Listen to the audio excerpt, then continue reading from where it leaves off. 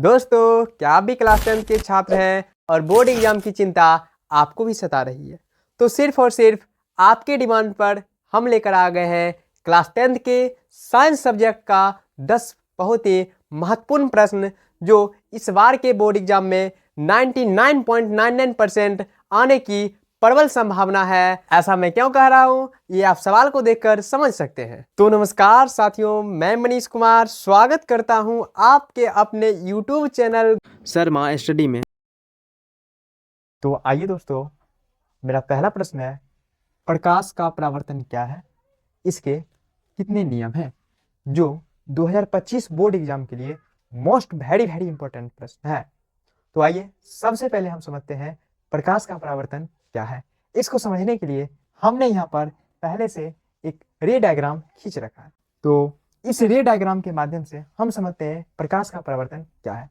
जब कोई प्रकाश की किरण किसी वस्तु से टकराती है और टकराने के बाद पुनः उसी माध्यम में लौट जाती है जिस माध्यम से आती है, इसी घटना को प्रकाश का परावर्तन कहते हैं। तो दोस्तों, यहाँ पर नोट करने वाली बात यह है, जो प्रकाश के परावर्तन की घटना के लिए एक माध्यम की आवश्यकता होती है। यानी कि यहाँ पर किरणें हवा से आई है तो पुनः वापस हवा में ही लौट गई है। तो आइए अब समझते हैं प्रकाश के परावर्तन के नियम को।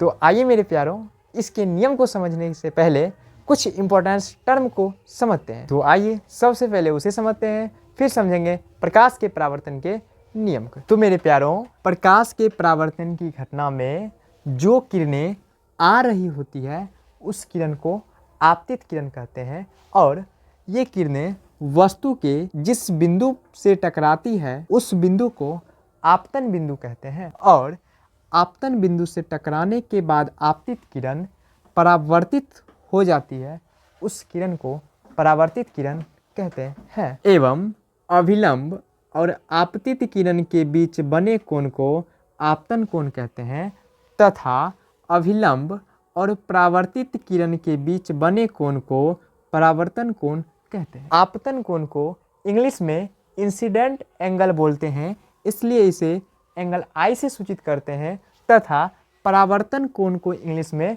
रिफ्लेक्टिव रे बोलते हैं, इसलिए इसे एंगल आर से सूचित करते हैं। तो आइए अब समझते हैं इसके नियम को। तो दोस्तों, हम सभी जानते हैं प्रकाश के परावर्तन के दो नियम हैं।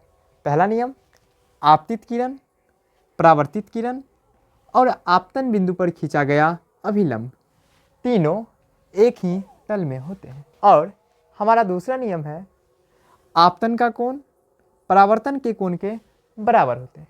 अर्थात इस बात को हम समझें तो आपतन कोण को हमने सीखा था एंगल आई से सूचित करते हैं, जबकि परावर्तन कोण को एंगल आर से। तो दोनों आपस में परस्पर बराबर होते हैं, इसलिए हम लिख सकते हैं एंगल आई बराबर एंगल आर।